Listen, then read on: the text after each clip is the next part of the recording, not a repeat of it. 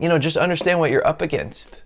And basically, it's been used as a control method, for all of history. Whether if you look and study history, like I'm a history freak, and or at least I used to be. It was my favorite subject.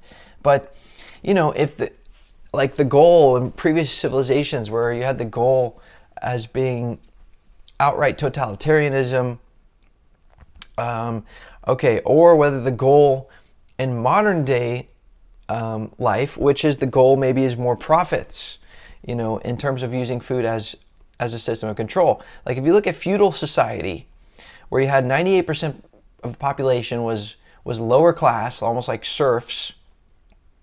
They were told what they could grow, what they could keep, and what they had to give to the king. And so basically the nutritional options for the working class were very, very limited, and food was used as a means of control. So now we've broken out of that. We live in amazing times. We had the Renaissance. We had the overthrow of oppressive governments. I'm talking about in the 1600s, 1700s, the 1800s. And basically, we had a Renaissance and a resurgence of freedoms, of common law, a growth of free market trading, the middle class. And from a food perspective, this took humanity out of the Dark Ages. And now look around. I mean, you have so much of an abundance of food options. Think about how many food options you can access from all around the world, with your discretionary income. But you have to understand that this is now a double-sided sword, because, we have great freedom now in that sense, but in a way we've become sort of spoiled. And this is what happens to a civilization if you study history.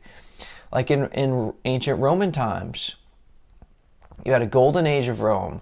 You had a lot of prosperity, and you had this middle class for generations of prosperity in society.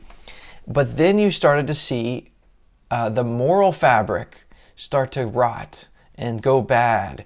And there was a moral depravity. Basically, the citizens were overindulging in wine and food and prostitution and even human sacrifice, spectacles of that. And basically the society became hedonistic, pleasure-driven, materialistic, and shallow. Does that remind you of anything? I mean, in modern times, I think we've become spoiled on some degree by our prosperity and in our comfort.